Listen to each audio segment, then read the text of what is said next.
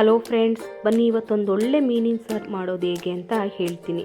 ನೀವಿನ್ನೂ ಸಬ್ಸ್ಕ್ರೈಬ್ ಮಾಡ್ಕೊಂಡಿಲ್ಲ ಅಂದರೆ ಸಬ್ಸ್ಕ್ರೈಬ್ ಮಾಡ್ಕೊಂಡು ನೋಡಿ. ಮಾಡ್ಬೋದು. ಏನೇನು ಇಂಗ್ರೀಡಿಯೆಂಟ್ಸ್ ಬೇಕು ಅಂತ ಹೇಳ್ತೀನಿ. ಕೊತ್ತಂಬರಿ ಸೊಪ್ಪು, ಕಡಲೆ, ಶುಂಠಿ ಬೆಳ್ಳುಳ್ಳಿ ಪೇಸ್ಟು, ಚಕ್ಕೆ, ಟೊಮೊಟೊ ಕಾಯಿ, 1 ಕಪ್ಪು ಹುಳಿ, ಅಚ್ಕಾರದ ಪುಡಿ, ಧನಿಯಾ ಪುಡಿ, ಅರ್ಧ kg ಮೀನು. ಬನ್ನಿ, ಒಂದು ಮಿಕ್ಸಿ ಜಾರ್ಗೆ ಶುಂಠಿ ಬೆಳ್ಳುಳ್ಳಿ ಪೇಸ್ಟು, ಕೊತ್ತಂಬರಿ ಸೊಪ್ಪು, ಕಡಲೆ, ಶುಂಠಿ ಬೆಳ್ಳುಳ್ಳಿ ಪೇಸ್ಟ್ ಇಲ್ಲ ಅಂದರೆ ನೀವು ಶುಂಠಿ ಬೆಳ್ಳುಳ್ಳಿ ಇದ್ದರೆ ಹಾಕ್ಕೋಬೋದು. ನಾನು ಪೇಸ್ಟ್ ಇತ್ತು ಅಂತ ಹಾಕ್ಕೊಂಡಿದ್ದೀನಿ. ಈಗ ಚಕ್ಕೆ, ಲವಂಗ ಹಾಕ್ಕೋತಾ ಇದ್ದೀನಿ. ಮತ್ತು ಕಾಯಿ, ಟೊಮೊಟೊ 1 ಹಾಕ್ಕೊಂಡಿದ್ದೀನಿ.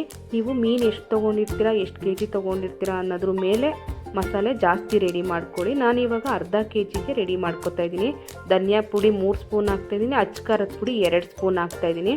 ನಿಮಗೆ ಮಸಾಲೆ ಎಷ್ಟು ಬೇಕು, ಜನ ಎಷ್ಟಿರ್ತಾರೆ ನೋಡ್ಕೊಂಡು ಹಾಕ್ಕೊಳ್ಳಿ. ಈಗ ಇದನ್ನು ನುಣ್ಣಗೆ ರುಬ್ಕೋಬೇಕು. ನೀವು ರುಚಿ ನೋಡಿದರೆ ವಾರಕ್ಕೆ 1 ಸಲ ಅಲ್ಲ 2 ಸಲ ಮಾಡ್ಕೊಂಡು ತಿಂತೀರ. ಈಗ ಚೆನ್ನಾಗಿ ಪೇಸ್ಟ್ ಆಗಿದೆ ನೋಡಿ, ಈ ಥರ ಪೇಸ್ಟ್ ಆಗಬೇಕು. ಈಗ ಒಂದು ಬಾಣಲಿಗೆ ಎಣ್ಣೆ ಹಾಕ್ಕೊಳ್ಳಿ. ಆಮೇಲೆ ಹೆಚ್ಚಿಟ್ಟಿರುವಂತಹ ಈರುಳ್ಳಿ ಚೆನ್ನಾಗಿ ಬೇಯಬೇಕದು ಒಗ್ಗರಣೆಯಲ್ಲಿ. ಸ್ವಲ್ಪ ಅರಿಶಿನ ಹಾಕ್ತಾಯಿದ್ದೀನಿ. ಈರುಳ್ಳಿ, ಅರಿಶಿನ, ಎಣ್ಣೆ ಚೆನ್ನಾಗಿ ಬೇಯಲಿ, ಒಗ್ಗರಣೆಯಲ್ಲಿ ಬೇಯಬೇಕು.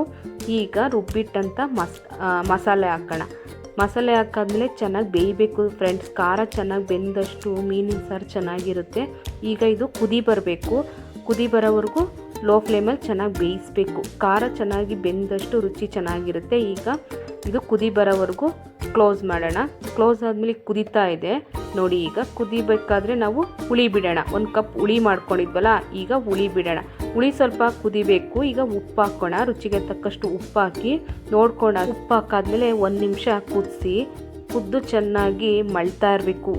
ಹುಳಿ ಮಳ್ಬೇಕಾದ್ರೆ ನಾವು ಮೀನು ತೊಳೆದಿಟ್ಕೊಂಡಿರೋ ಮೀನನ್ನ ಒಂದೊಂದೇ ಅದರೊಳಗೆ ಹಾಕಿ ಒಂದು 5 ನಿಮಿಷ ಬೇಯಿಸಬೇಕು. ಲೋ ಫ್ಲೇಮಲ್ಲಿ ಬೇಯಿಸಿ ಅದು ಚೆನ್ನಾಗಿ ಉಪ್ಪು ಖಾರ ಎಲ್ಲ ಇಳಿಯುತ್ತೆ. ಆವಾಗ ನೋಡಿ ಫ್ರೆಂಡ್ಸ್ ಎಷ್ಟು ಚೆನ್ನಾಗಿ ಗಮ್ ಅಂತ ಇರುತ್ತೆ ಅಂತ.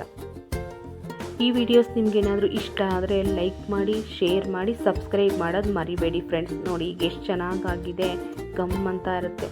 ನಿಮ್ಗೆ ಇಷ್ಟ ಆಗುತ್ತೆ ಅಂತ ಅಂದ್ಕೊಂಡಿದ್ದೀನಿ. Thank you.